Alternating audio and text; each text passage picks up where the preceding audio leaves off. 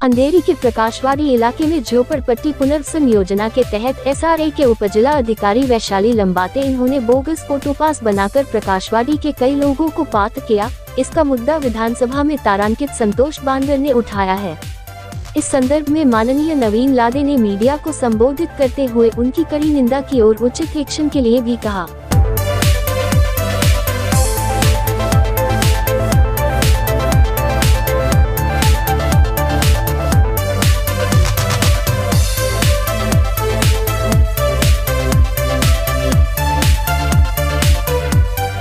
खूब धन्यवाद।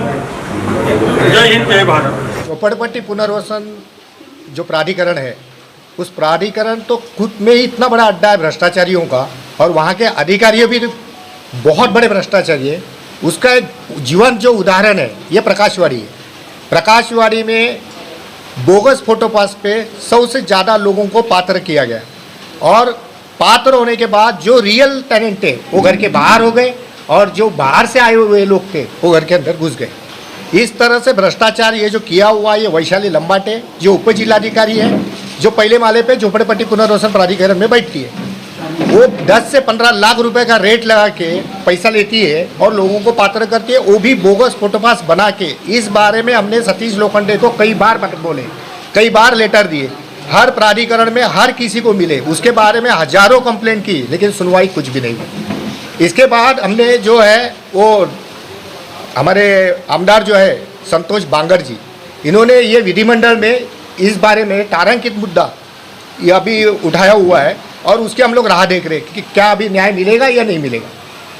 तो ये मामले को लेके क्या पुलिस कंप्लेंट करने की कोशिश की आपने जो वैशाली जी के खिलाफ? और वैशाली लंबाटे के खिलाफ तो हमने पुलिस स्टेशन से लेके ED से लेके CBI से लेके हर यंत्रणा में हमने सब कुछ डाला हुआ है। उनके बहुत सारे एविडेंस भी हमने जमा किए हुए हैं, जो कि हमने CO लोखंडे के पास ये हमने दिए भी है, लेकिन वो भी मुझे लगता है कि उनके ये भ्रष्टाचार का बहुत बड़ा मुखिया है सतीश लोखंडे जी, ये CO है वहाँ के, लेकिन ये भी उसमें मिले हुए हैं। सर, आपने कैसे कहा कि अपने एविडेंस है, क्या एविडेंस है? जैसे एविडेंस है तो हमारे साथ कई लोग जो अभी बताएंगे अपने अपने बारे में कि उन्होंने पैसे कैसे मांगे हुए हैं, किस बारे में मांगे हुए हैं, कैसे वो ये करती है। तो वैसे पब्लिक अपनी अपनी खुद की जो है वो बताते जाएंगे। जैसे साड़गांवकर जी है वो अपना भी बता देंगे। अभी मेरा नाम है रघुनाथ दत्ताराम साड़गांवकर। एक्चुअल वैशाली लंबाते जो है उन्होंने वहाँ पर एक दलाल को अपॉइंट किया हुआ है। तो दलाल का नाम है अजीत पवार। जो कोई आता है उनको पहले एंटरटेनमेंट करती है, वो पेपर्स देखती है, देखने का बहाना करती है, आप आइए इतने दिन में, और ये बाहर इनको खबर मिल जाती है कि भाई एक बकरा आ गया है, इसको हलाल करना है। तो वो हिसाब से वो बकरे को पास जाके पूछ करता है उसको, भाई आप हमारे पास आइए, आपको वहाँ पे नहीं कुछ काम होने वाला है, हम आपको काम करा के देंगे। ये ऐसे करके ये लोग ये सब बोलते हैं ना, साठ गांठ मिला के यही सब काम कर रहे हैं लोग। तो यही हमारे पास, हमने जैसे नवीन जी ने कहा कि हमारे पास एविडेंस है, हमारे पास इतना पुख्ता एविडेंस है ना कि उनकी ज़रूर एक ना एक दिन कुर्सी हिलने वाली ही है, और उनके ऊपर ताज आएगी इस मामले में। आप MLA के पास भी गए थे, ED के पास भी गए थे, वहाँ से क्या रिस्पॉन्स था, क्या कुछ कहा? वहाँ से जैसे इनकम टैक्स डिपार्टमेंट है, इन्होंने इंक्वायरी बिठाई हुई है। इनकम टैक्स डिपार्टमेंट, राज्यपाल की खुद की इंक्वायरी बैठी हुई है। तो ऐसे बहुत सारे लोगों की है, लेकिन वो जो मार्क हुए डॉक्यूमेंट्स, तो वो डॉक्यूमेंट्स CO के पास ही गए हुए, CO ने वो सचिव के पास दिए हुए। अब एक चोर को बचाने के लिए 10 चोर सब लोग हैं, ये लोग एक दूसरे को बचा रहे। अब आपकी मांगनी क्या है? बस अभी हमारी मांग तो ये है कि ये अधिवेशन में जो भी कुछ निर्णय आएगा, पॉजिटिव निर्णय आएगा, नहीं आए तो हमको हाईकोर्ट में जाना ही पड़ेगा, हमें न्यायालय के पास ही न्याय मांगना पड़ेगा। सर, जो बोगस उन्होंने जो डॉक्यूमेंट बनाया और जिसको पात्र किया है, क्या उनके लिए उनके सबूत है आप लोगों के पास कि हाँ पात्र किया गया है उसको लेकर? जो बोगस फोटोपास पे बनाया हुआ है, जैसे फॉर एग्जांपल है हमारे प्रकाशवाड़ी में 2000 के पहले सिर्फ 200 फोटोपास थे रियल उनके इस दफ्तर में, आज वो 250 बने हुए। इसके ये जो बड़े जो है ये लंबाटे और वो अजीत पवार, इन्होंने मिलके अपने कंप्यूटर से जो भी करना था उन्होंने किया हुआ है। इसका पूरा डेटा था वो तंत्रज्ञान विभाग के पास है, जो ग्राउंड फ्लोर पे SRM है। उनका भी कहना है कि हमने ये नहीं किया है, तो नहीं है तो उनके लिए भी हम लोग ने RTI से जवाब मांगा हुआ है। तो जवाब में जो है कि ये पूरे मामले को लेके हमने RTI में आयुक्त के पास उनका ऑर्डर भी हुआ है, ऑर्डर होके अभी 6 महीना भी हुआ है, अभी तक उसके ऊपर कोई कार्रवाई नहीं, ना उन्होंने हमें डॉक्यूमेंट्स दिए हुए हैं। जितने लोगों को अपात्र किया गया उसमें क्या आपकी भी कुछ प्रॉपर्टी है? हाँ, कितने लोगों को किया गया अपात्र? हमारे यहाँ अवैध लोगों को पात्र किया गया, आपकी ये संख्या मुझे बताइए। हमारे यहाँ पे एक जो अपात्र है वो अभी 70 के आसपास है, और जो बोगस फोटो पास के किया उसकी वो तो 53 के आसपास है। एनेक्सर 2 में कितने पात्र हुए थे? एनेक्सर 2 के ही, एनेक्सर 2 में जैसे मेरा नाम है तो मेरा नाम हटा के दूसरे का नाम चढ़ाया, उस मतलब उसके नाम पे बोगस फोटो पास बनाया, उसका नाम चढ़ाया, इस तरह से किए हुए यही लोग बैठे हुए एक एक अपना अपने बारे में बता देंगे। मैंने आपको पहले बताया कि इन्होंने जो धांधली मचाई है उसी अगेंस्ट में माननीय लोक आयुक्त के पास 31 जुलाई को ये मेरी हेयरिंग है, वहाँ पर यही बोगस जितना भी है ना एविडेंस उन्होंने डाला हुआ है उसके खिलाफ मैं खड़ा हुआ हूँ, और मेरी पूरी टीम हम सब साथ में एक बनकर ही उनके साथ हम फाइट कर रहे हैं अभी। एनेक्सर 2 एक मूल एनेक्सर पहले कॉपी निकलती है, मूल एनेक्सर 2 में ओरिजिनल टेनेंट के नाम होते हैं, बाद में वहाँ वो अपात्र होते तो ठीक है, सप्लीमेंट्री एनेक्सर निकलता है। सप्लीमेंट्री एनेक्सर जब ही निकला वो किसी का 2021 में निकला, 2022 में निकला, वहाँ वारंवार RTI डालकर, क्योंकि हम यहाँ के रहवासी हैं, यहाँ कौन पात्र होता है अपनी जवाबदारी है देखने की, लेकिन 6-6 महीने तक हमको उस एनेक्सर की कॉपी नहीं मिलती थी। लास्ट में 3rd अपील में लोकायुक्त में जाकर ऑर्डर हुई, ऑर्डर होने के बाद भी 6-6 महीने नहीं मिली, लोगों को पता ही नहीं चला। तो इसमें इतना बड़ा सरप्राइज निकला कि लोग आश्चर्यचकित हो गए कि मैंने तो किसी को रूम बेचा ही नहीं, तो मेरे रूम पर दूसरे का नाम आ गया। वैसे ही श्री मनमथ शेट्टी जी बैठे, ये मूल एनेक्सर यहाँ के रहवासी, इनके फादर 15 साल से कॉर्पोरेटर थे यहाँ पर, बॉर्न एंड बर्थ यहाँ का है, पासपोर्ट यहाँ का है, लाइट बिल यहाँ का है, इनको पता ही नहीं कि मेरे एनेक्स पर और किसी का नाम आ गया। मतलब ये सक्षम प्राधिकारी 4 इन्होंने कैसे किया और कैसे गोलमाल होता है, वो शायद PhD किया होगा उसमें, या कोई अच्छा कोर्स करके आए हो तो वही बता सकते हैं। बाकी लेन देन का व्यवहार क्या करती क्या नहीं, वो तो जैसे जैसे इंक्वायरी होगी वो तो अपने आप बाहर आ जाएगा। पर ये मनमथा शेट्टी की एक नहीं है, यहाँ पर ऐसे कई लोग हैं जिनका नाम ही चेंज हो गया। वो खुद अपनी व्यथा, जो अपना दुख है, आज साहब मुंबई में घर जाता है ना, तो वो उसकी कल्पना उसको ही होती है, बाकी किसी को होती नहीं है। आज इतनी व्यथा झेल रहे हम, आप तो अच्छे कलेक्टर के लेवल पे हो या और भी, हम तो दुआ करते कि तू उससे भी बड़ी कहीं बन जाओ, बट किसी गरीब का हक मार के नहीं। ये मेरी विनती है, और यही विनती और एक करूँगा मैं इस सरकार से, जो प्रश्न उठा है आज असेंबली में संजय बांगर जी ने जो उठाया इनके नवीन लादे जी की मेहनत से, तो उस प्रश्न पे ऐसी इंक्वायरी बैठे कि अभी गरीब लोग हाई कोर्ट क्या जाएंगे। आज एक केस फाइल करना तो लाख रुपया चाहिए, आज एक ऑलरेडी घर जा चुका है, भाड़ा नहीं मिल रहा है, वो आदमी हाई कोर्ट क्या जाएगा। तो हम सरकार से एक नम्र निवेदन करते हैं कि इनकी जांच SIT जैसे जो होती है, SIT NIA वगैरह जो कुछ होता है, वैसा इनके लिए कुछ रिटायर्ड जज जो प्रॉपर जांच करके विदिन 15 to 20 डेज अगर इसका निर्णय लाते हैं तो सही में ये झुग्गी वासियों को न्याय मिलेगा। सर, आप किसी पॉलिटिकल के पास गए थे जिससे कि राजद फडणवीस और कोई ऐसे नंबर है पात्र वाले? हाँ, पर इनके नाम पे और कोई आ गया, अच्छा, इनको पता ही नहीं। इस पे मेरा नाम, मैं 1963 से उधर हूँ, मेरा पूरा बचपन यहाँ निकला। ये घर जब वो लोग ने डेमोलिशन किया तभी मैं छोड़ दिया। अभी मैं गुजेला का काम चालू है, कुछ ना कुछ हो रहा है मेरे। अभी बाद में देखते तो मेरा नाम का बदली में किसी और का नाम है जिसको मैं जानता भी हूँ, और उसको पात्र कर दिया। सर लेकिन कभी भी ना एनेक्सर 2 में जिसका नाम होता है वही नाम आना चाहिए। अब जो आपको लिस्ट आती है सारी की, एनेक्सर 2 की लिस्ट आती है, वो उसी का नाम होता है। मेरा इसमें ऐसा वो लोग ने लिखा है कि मैंने सेल कर दिया। मैंने सेल नहीं किया, मैंने कुछ ये डॉक्यूमेंट्स दिया नहीं, इसके लिए वो दूसरा किसी ने कुछ दिएगा, ऐसा करके लिखा। जबकि मैंने यहाँ का राशन कार्ड, इलेक्ट्रिक बिल, मेरा पासपोर्ट, मेरा स्कूल लिविंग सर्टिफिकेट सब इधर गए। पिताजी कॉर्पोरेटर, मेरे पिताजी इधर 20 साल कॉर्पोरेटर थे, कृष्णा शेट्टी उनका नाम है, वो साथ में रहते, हम लोग सब साथ में रहते थे। मेरा नाम जसवंती शांतिलाल चौहान, मैं इसी जगह पर पैदा हुई हूँ, बड़ी हुई हूँ, तो मैं यहाँ पे जन्म से यहाँ पर रहती हूँ।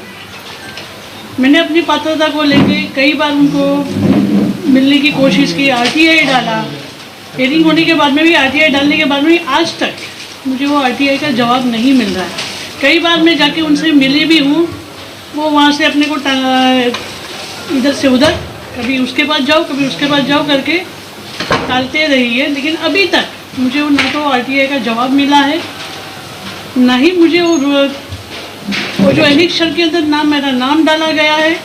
कम से कम अपात्र करके भी जो अगर मेंशन हो जाता तो भी मुझे पता चलता कि भाई वो अपात्र अगर किया गया है तो क्यों किया गया है, तो हम उसके पेपर की पूर्तता करके अपने आप को पात्र करने की कोशिश करते हैं। लेकिन इसके बावजूद भी आज करीबन 7-8 साल हो गया और आरटीआई डाल के मुझको 6 महीने से ज़्यादा हो गया, लेकिन उसका कोई जवाब मुझे अभी तक मिला नहीं है।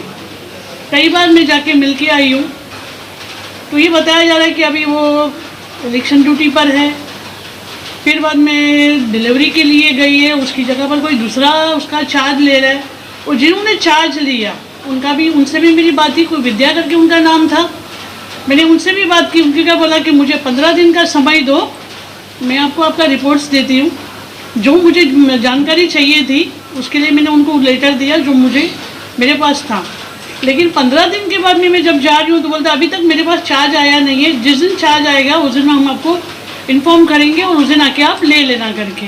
आज उसको भी 6 महीने से ज़्यादा हो चुका है। कई बार मैंने उनको जाके मिलने की कोशिश करी, लेकिन मुझे अभी तक उसका कोई जवाब नहीं मिल रहा।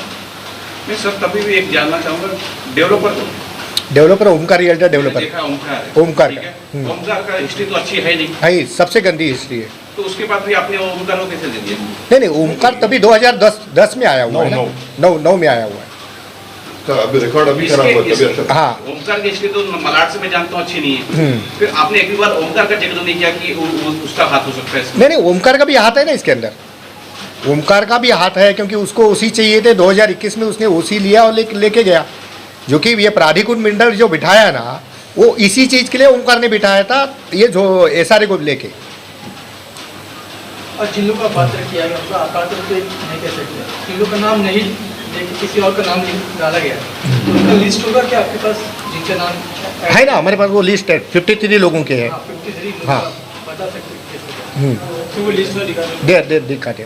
और जिन लोगों का नाम ऐड किया गया तो उन लोग से आपने बात की कि उसका नाम तो बेसिकली पात्र में नहीं आना चाहिए, लेकिन हो चुका है, तो उन 53 लोगों से आपने कुछ बात किया? नहीं हमने उसके बारे में किसी से बात नहीं किया, हमने डायरेक्ट पुलिस स्टेशन में अर्जी दिया, जैसे मनमत्ता शेट्टी जी है और जो आए हुए हैं उन्होंने पुलिस स्टेशन में अर्जी दी हुई है।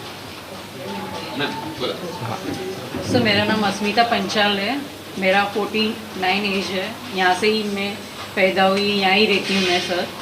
पर उन्होंने हमें यानी घर नहीं दिया, नहीं घर का भाड़ा दिया और लिस्ट में हमारा नाम है, प्लस हमने उनको सब यानी लाइट बिल से लेके लिविंग सर्टिफिकेट, स्कूल की सर्टिफिकेट, कॉलेज की सर्टिफिकेट सब दिया है उनको, फिर भी उन्होंने हमारा काम नहीं किया, इतना भाड़ा नहीं दिया।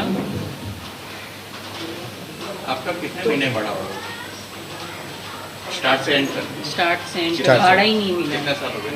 10 साल। और शुरुआत में कितना भाड़ा का बोला था? 13,000 पूरे भाड़े का। ओके, और उससे पहले मतलब जब आपका नाम नहीं आया तो आपने पूछा उनको क्या रीज़न है उसके पीछे, कौन सा डॉक्यूमेंट कम है? जैसे आपने कहा कि सारे डॉक्यूमेंट दिए आपने, वो इन्होंने जो है वो सब जगह करस्पॉन्डिंग की हुई है, जैसे अपर जिलाधिकारी उप जिलाधिकारी है, वहाँ पे उन्होंने जो 35 अन्वय करके फिर 3 नंबर के फॉर्म होते हैं, जितने फॉर्म भरने थे उतने सब जगह फॉर्म भरे हुए हैं। लेकिन अभी दिक्कत ये है कि ये जो वैशाली लंबाटे जो बैठी हुई है उसको चाहिए 10 से 15-20 लाख के आसपास, मतलब आपकी घर की वैल्यू है 70 लाख, तो आपको उसको 20 लाख रुपया लेके जाने का और काम करके आने का। आपके डॉक्यूमेंट्स हुए तो भी ठीक और नहीं हुए तो भी ठीक। सर इस पर भी मेरा एक क्वेश्चन बचता है कि आज शुरू से जब ये इतनी चीज़ें हो रही थी कमेटी चेंज हुई क्या पहले कमेटी जो स्टार्ट से है वो कमेटी चेंज हुई क्या? हाँ, वही कमेटी को डेवलपर ने और एसआरए ने चेंज करके प्राधिकृत मंडल को लाया। कमेटी थी उनकी जिम्मेदारी होती है ना कि हाँ, तो उनको हटाया गया। जो पहली कमेटी होती है, जो कमेटी किस लिए बनती है सर कि ये पात्र होने चाहिए, जो हमारे लोग हैं पात्र होने चाहिए, अपात्र होने चाहिए, उनको घर मिलने चाहिए, इसलिए कमेटी बनती है, प्लस एक वकील नियुक्त होता है। बराबर है, ठीक है। तो वो कमेटी को अभी हटा दिया गया क्या? हाँ, वो कमेटी को हटाया गया है। तो उस पर आपने वो ऑब्जेक्शन मतलब कुछ कंप्लेन नहीं किया क्या? वो कमेटी भी शामिल होगी उसके अंदर? पहली जो कमेटी थी वो बिल्डर ने हटाई, उधर आया प्राधिकृत मंडल, फिर प्राधिकृत मंडल ने 2.5 साल में ये सब काम किए, इसके लिए हमने उनको हटा भी दिया। अब यहाँ पे प्राधिकृत अधिकारी है, एसआरए का प्राधिकृत अधिकारी यहाँ पे नियुक्त किया गया। हाँ, अभी फिलहाल वो है। तो अभी ये पूरा अंडर कंट्रोल एसआरए के हाथ में है। अभी कोई चेयरमैन सेक्रेटरी कोई नहीं। और एक बात थी, जैसे अभी प्राधिकृत मंडल आई तो लोगों के जो साइन पहले लिए गए थे ना, वही साइन को उन्होंने अटैच करके वहाँ पे एसआरए में सबमिशन किया, जिसमें मेरी भी साइन है, जबकि मैंने उनको साइन दिया नहीं है और मुझे पता नहीं है 3 जन कौन है करके। जैसी बात हुई है, घटना घटी है और हमने पुलिस स्टेशन में भी कंप्लेंट की है इस चीज निवेदक उसके अंदर कुछ नहीं हुआ है। मराठी के बेटा 15 से 20 लाख रुपए जो मांगे हुए, जो आप पे पीछे बैठे हुए, उनका एक अपना इसमें स्टेटमेंट में बता देंगे वो। सर, जो कई बिल्डर हैं जो कि जो है ऐसे फ्रॉड हो रहे हैं, लोगों के साथ आम जनता को लूटा जा रहा है, क्या लगता है जो ऐसे लोग जो ऐसे बिल्डर हैं जो आम जनता को लूट रहे हैं, उन पर कैसी कार्रवाई होनी चाहिए, किस तरह की कार्रवाई होनी चाहिए? पहली बात तो जो एनेक्सर 2 जो लाया हुआ है, वो एनेक्सर 2 लेना ही नहीं चाहिए। झोपड़े के बदले घर, ये नियोजन होना चाहिए, तो भ्रष्टाचार होएगा ही नहीं। क्योंकि हमारे पास डॉक्यूमेंट्स है नहीं है कुछ है, वो सब देखने के लिए, फिर उनको पात्र करने के लिए, फिर उसके लिए 2 लाख से लेके 15 लाख 20 लाख तक देने तक, फिर इनका अड्डा ही बन गया। उसी वजह से जो महाराष्ट्र शासन ने ये शासन निर्णय जो लाया हुआ है उसको ही क्लोज कर दो कि एनेक्सर बनाओ ही मत, झोपड़े के बदले फ्लैट, बस यहाँ पे वो भ्रष्टाचार का सब अड्डा ही बंद हो जाएगा। पांचाल है, मैं यहाँ ही रहता हूँ, यहाँ ही पैदा हुआ, यहाँ ही उम्र है। अभी ये मेरा भाई का फोटो पास है, अभी उनका एनेक्सर मेरे भाई को 2013 में पात्र किया था, अभी लंबा टाइम मैडम ने अपात्र किया। वजह उनको हमने पूछा माहिती देगी काय की लापात्र क्या, डॉक्यूमेंट क्या है, 2005 फोटो पास बोले तो झोपड़पट्टी मिली है, ये तो तुम्हारा गवर्नमेंट ने दिया, इसमें तुम्हारा झोपड़ा था तो इसके ऊपर ही घर मिलना मांगते, तो अभी तक घर नहीं मिला, ना भाड़ा मिला, तुमसे मांगने जा रहे तो पैसे मांग रहे। जो हमारा घर है, हमारा झोपड़ा है, हमारा डॉक्यूमेंट है, पेपर तो काय का कर देना। हमको पात्र करने का रीजन क्या है? अगर हमको पात्र किया तो ये फोटो पास क्यों दिया हमने? ये बोकस तो नहीं, आप चेक कर सकते इधर भी लेके जाके। बाकी लोग ने बोकस फोटो पास किया, उनको घर मिल गया, सब कुछ मिल गया। आज हम गरीब आदमी है, किधर भाग दौड़ नहीं कर सकते, इसके लिए हमको घर भी नहीं और भाड़ा भी नहीं और कुछ ही नहीं। जो पैसे की मांग किया जा रहा है, कितना मांगेंगे? 8 लाख दो, 10 लाख दो, जैसा आदमी के वजन के ऊपर है। कौन क्या करता है, बोले तुम ऑफिस में काम पे तो 15 लाख रुपया दो, और मैं रिक्शा चलाता हूँ तो बोले 8 लाख रुपया दो। अरे 8,000 नहीं मिले, 8 लाख रुपया कहाँ से दो? जब गवर्नमेंट ने मेरे को घर दिया, फोटो पास किया तो मेरा घर था ना, तो हमको हमारा झोपड़ा ही रहने दो, हमको बिल्डिंग नहीं मांगता है, हम हमारे झोपड़े में खुश है, यही चीज करना है। तो अब क्या इस मुद्दे को लेकर महाराष्ट्र सरकार को जो है अपने अभी महाराष्ट्र को हमारे डीआर में सब लेटर वगैरह सब दे दिए, तो अभी आपके वजह से कुछ अगर होता है तो गरीबों को घर मिल जाए तो बहुत अच्छा है। या SRA स्कीममध्ये ओमप्रकाश चुनीलाल बहल हे ॲनेक्शरमध्ये 398 या क्रमांकावर होते आणि मला या झोपडी SRA स्कीममधले जमिनीचे मालक त्यांचे मुलगे अमजद अहमद शेख आणि ओमप्रकाश चुनीलाल बहल यांनी सांगितलं की तुम्ही ही माझी झोपडी विकत घ्या आणि त्याच्यावरती तुम्हाला दुसरं घर मिळेल। तर मी त्यांच्यावर विश्वास ठेवून हे घर घेतलं आणि त्याच्यानंतर आता या वेळेला जवळ 10-12 वर्ष पूर्ण झाली आणि आता माझ्या असं माहितीमध्ये आलं आहे की ही सदर झोपडी एक तिसऱ्या व्यक्तीच्या नावावर झाली आहे आणि त्या झोपडी विकण्याचं आणि त्याचे व्यवहार करण्याबद्दल ते जागेचे जे मूळ मालक होते ओमप्रकाश चुनीलाल बहल यांना देखील याबद्दल काहीच कल्पना नाही आहे। आता त्याबद्दल तुम्हाला असं दाखवू की माझं जे ॲनेक्शरमध्ये नाव होतं हे 398 क्रमांकावर त्यांचं नाव आहे ओमप्रकाश चुनीलाल बहल।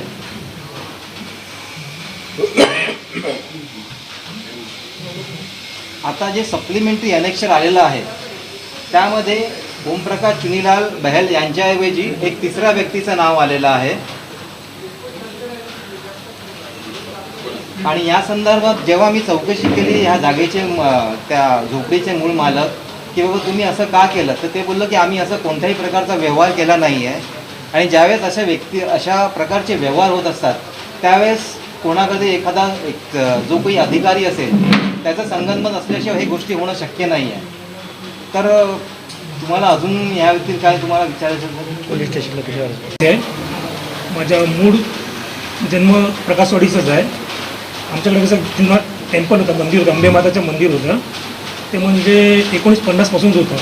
तर ते आम्ही पात्र कटण्यासाठी म्हणजे तुमच्या ॲनेक्शर नंबर 388 मध्ये माझं नाव आहे, म्हणजे अंबे माता मंदिरचं नाव आहे. आम्ही ते पात्रासाठी लंबाटे मॅडम आणि कलेक्टरकडे दिलं होतं.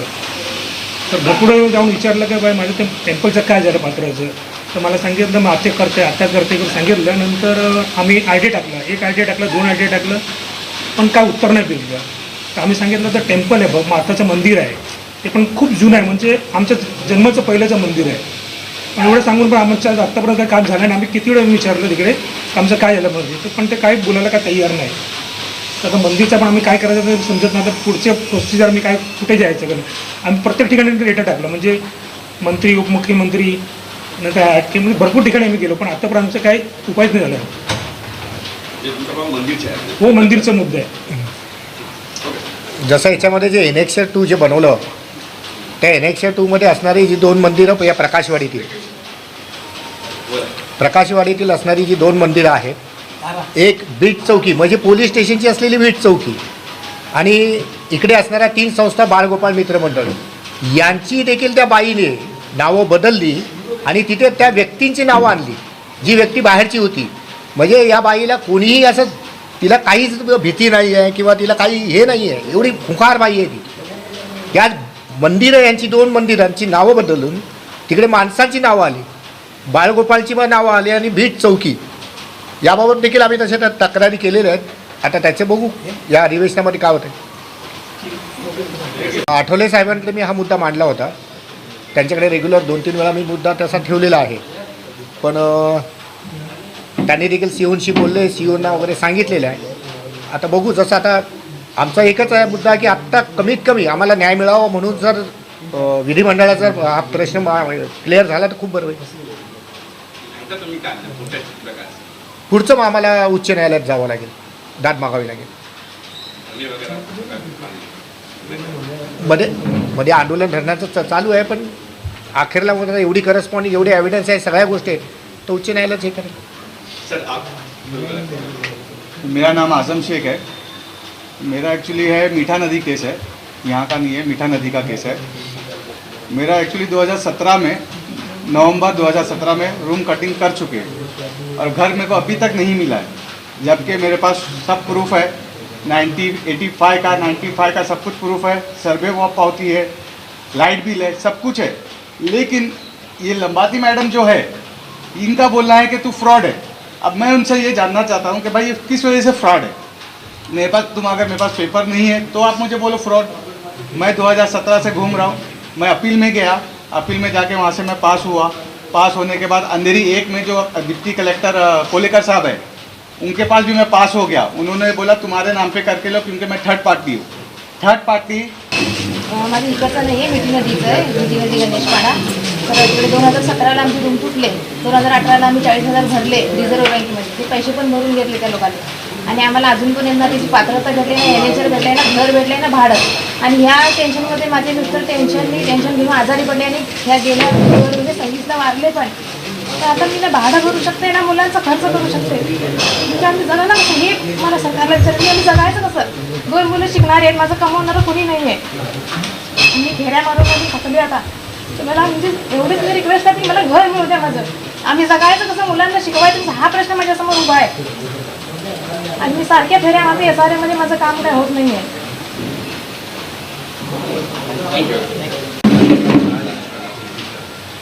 सबसे पहले तो ये जो वैशाली लंबाटे है इसके 3 साल पूरे हो चुके हैं. इसको 2 साल तो बढ़ा के दिया, तो ये भी जो बढ़ा के दिए पहले इसको भगाओ.